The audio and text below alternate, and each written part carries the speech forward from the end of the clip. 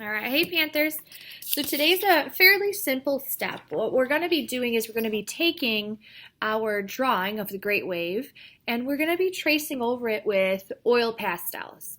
So I would say black or a dark navy blue would be ideal. Those are your best choices as you're going to trace your drawing. Trace it as best you can. We can't do an eraser wash when you guys trace an oil pastel, so you need to be kind of accurate. If you don't have oil pastel available, it's not a big deal. You guys can always trace in Sharpie. You can trace in Flair pen. You guys can trace in black colored pencil. That would work too. So we want to take our drawing now and we want to make sure all these details get drawn over as best we can. Every part of our drawing needs to be traced. And especially if you're drawing or tracing with your oil pastel, keep your hand lifted off of the page. You don't want to accidentally smear your details. So you guys, you can see when I'm drawing with mine, I try to keep my hand lifted off the paper so I don't accidentally take this black oil pastel and smear it all over my artwork. We don't want to do that. We want to try to avoid that as best we can. We want to just make sure we have these bold, beautiful lines that will keep our watercolor in place as we go to paint on Friday or tomorrow. Okay.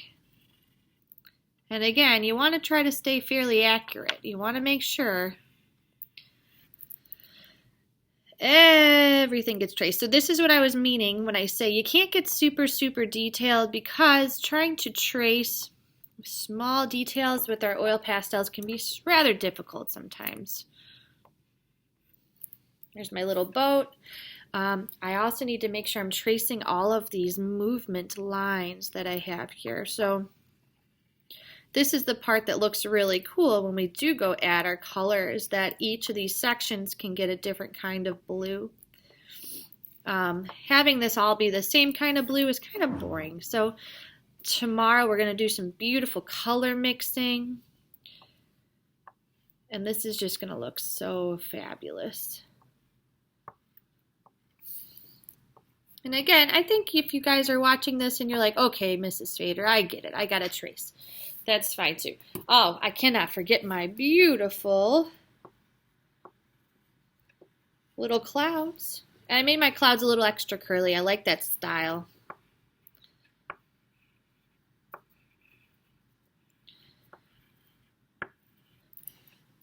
Oh, and one more up here. So before you call it done, make sure you get everything. But I think that looks like it's traced pretty well. And it's okay if you miss a little bit of your pencil here and there, not a big deal. But again, try to keep it accurate. Try to make sure the major details are really, you can go back and retrace them if you want to. This big wave, I might want to even boost the thickness of this line because it is such a big deal in my drawing. Even my second wave here.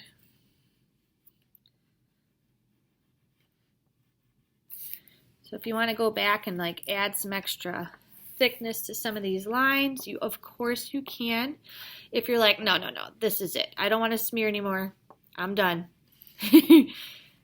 That's all right too. Okay, this is looking pretty good. And then little Mount Fuji in the background. Looking cute and little. Even though it's supposed to be very big. All right, friends, this is it for today. We just need to worry about tracing our beautiful artwork. I know if you want to skip ahead and paint, try not to, because my lesson tomorrow is going to help you guys break up your colors into each section here, and then making sure we fill our background with maybe some warm colors to get some variety here. All right, kiddos. Tomorrow we're going to do a little bit of flicking of the paint if you can. So today, trace it, have it look beautiful. It's not a big deal if you don't have oil pastels. So what? Trace it with color pencils or markers or something else. All right, kiddos. Post this on Seesaw if you guys think you need some feedback or just to show me that you did it. that would be great. And I can't wait to see how these turn out.